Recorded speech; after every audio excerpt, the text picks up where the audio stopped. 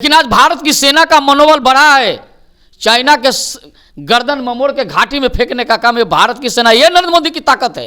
इन लोगों ने जमीन से लेकर आसमान तक का घोटाला किया, कॉमनवेल्थ घोटाला किया। घोटालों की बात करेंगे, इतना पैसा अर्जित किया कि एक कमरे में वो पैसा नहीं रखने की स्थिति थी। नौकरी कम हो सकती है, नौकरी बहुत कम है, लेकिन नौकरी भी दिया जाएगा। लेकिन हुनर अगर दिया जाएगा तो लाखों लोग एक इंडस्ट्री लगा के करोड़ों और लाखों लोगों को नौकरी देने का काम करेंगे। बेरोजगारी और भ्रष्टाचार, और ये तो कांग्रेस का पर्याय बन चुका था। नमस्कार दोस्तों, आप देख रहे हैं DTW 24 न्यूज और मैं हूं आपके साथ दिव्या। इस वक्त हमारे साथ बातचीत करने के लिए भारतीय जनता पार्टी के प्रवक्ता राकेश सिंह जी हैं। इनसे ही बात करते हैं कि भारत जोड़ो न्याय यात्रा के दूसरे चरण में रविवार को धनबाद पहुंचे राहुल गांधी ने कहा कि RSS और भाजपा पूरे देश में हिंसा फैला रही है। इस नफरत के बाजार में मोहब्बत की दुकान खोल रखा है। इसको कैसे आप देखते हैं, नफरत और मोहब्बत को? देखिए, जिसने नफरत की दुकान खोल के रखा है उसको तो मोहब्बत कहाँ दिखेगा। अच्छा, कांग्रेसियों ने कभी किसी से, देश की जनता से कभी दोस्ती किया, उसके बारे में चिंता की? जितने वर्षों तक कांग्रेस शासन किया, देश की जनता को लूटने, देश की जनता को कह रहे हैं लूटने का काम किया, देश की संपत्ति को लूटने का काम किया। आप कांग्रेस को बोल रहे हैं, कांग्रेस आप पे दावा कर रही है कि भाजपा वाले ने ही लूटने का काम किया है। एक उदाहरण अगर है कांग्रेस के पास तो बताए, हमारे किसी नेता पर अगर एक चार्ज लगा हो। दूसरी बार सरकार बनी है, प्रचंड बहुमत की सरकार बनी हुई है नरेंद्र मोदी के नेतृत्व में। एक मंत्री के बारे में कोई एक चार्ज बता दें। लेकिन हम बता दें, इन लोगों ने जमीन से लेकर आसमान तक का घोटाला किया, कॉमनवेल्थ घोटाला किया। घोटालों की बात करेंगे, इतना पैसा अर्जित किया कि एक कमरे में वो पैसा नहीं रखने की स्थिति थी। आप बोल रहे हैं तो कांग्रेस, राहुल गांधी कह रहे हैं कि भाजपा की जो सरकार है देश को आर्थिक नुकसान पहुंचाया है।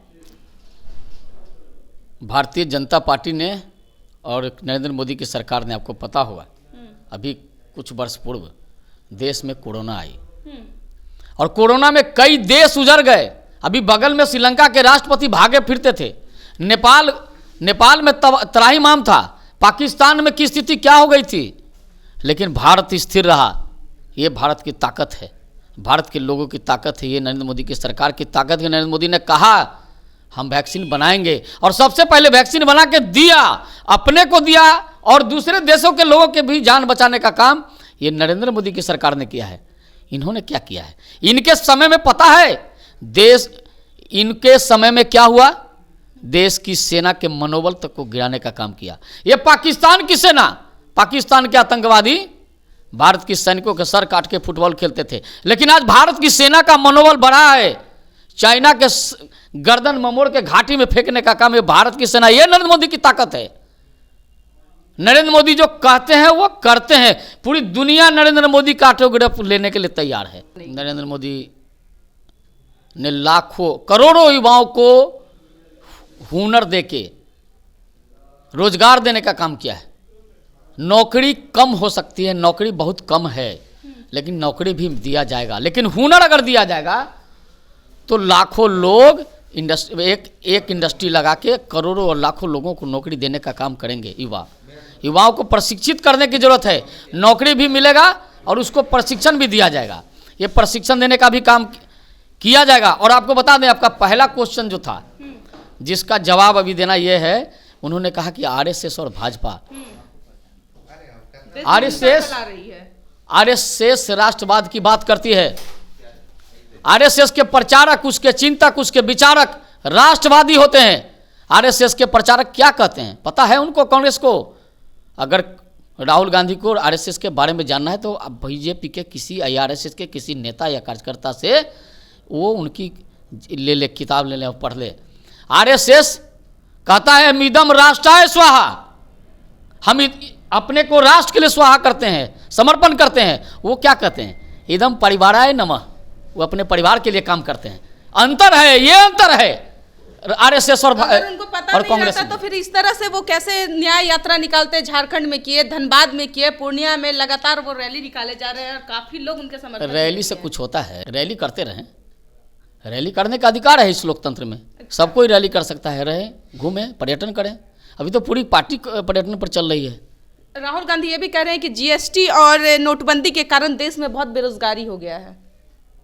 जीएसटी और नोटबंदी के कारण, अरे बेरोजगारी और भ्रष्टाचार, और ये तो कांग्रेस का पर्याय बन चुका था।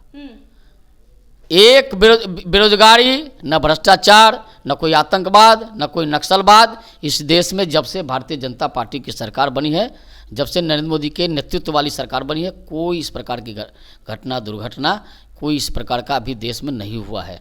राहुल गांधी ने यह भी कहा कि आदिवासियों के जल जंगल और जमीन की रक्षा केवल कांग्रेस की सरकार कर सकती है, बीजेपी की सरकार नहीं कर सकती है। पूरे देश को लूटने वाले आदिवासियों और जनजाति और दलितों की बात करते हैं। क्या दिया आदिवासी को?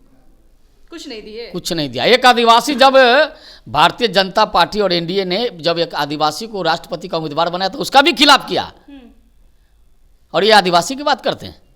दलित को जब राष्ट्रपति का उम्मीदवार बनाएगा तो उसका भी खिलाफ किया। ये कांग्रेसी हैं, ये क्या बात करेंगे? ये पर्यटन करें, घूमें। आप पर्यटन करें, घूमे की बात बोलते हैं। राहुल गांधी ये भी कह रहे हैं कि यह वादा भी किया कि अगर उनकी सरकार बनती है तो शिक्षा, स्वास्थ्य और रोजगार की 24 घंटे की गारंटी लेते हैं कि वो बहुत जल्द करेंगे। 55 वर्षों तक सरकार में थे तो काहे नहीं सब कोई काम किए थे? इसीलिए तो बोल रहे हैं कि इस बार भारतीय जनता पार्टी की सरकार नहीं बनेगी, इस बार कांग्रेस की सरकार अब तो बनेगी नहीं। अभी निकट भविष्य में तो कोई चांस नहीं है। 400 बहुमत पार नरेंद्र मोदी की सरकार इस बार बनने वाली है, पता भी नहीं चलेगा। अभी तो भागे हैं, वायनाड गए हैं ना, और उससे आगे जाना पड़ेगा इनको। भारतीय जनता पार्टी किसको किसको भाई भगा देगी? भगाएंगे नहीं। उत्तर प्रदेश में पूरे खानदान के लोग चुनाव लड़ते थे, सब भाग रहे हैं। इस बार सोनिया गांधी भी भाग रही हैं, उनके बारे में पता चल रहा है कि तेलंगाना जा रही हैं। कब तक तेलंगाना और वायनाड कहाँ, भागना पड़ेगा। कांग्रेस का सफाया तय है, कोई नहीं नाम लेवा बचने वाला है। बाकी आप लोग क्या कमेंट रखते हैं हमारी कमेंट में जरूर बताइए। तब तक देख रहे थे DTW 24 न्यूज। धन्यवाद।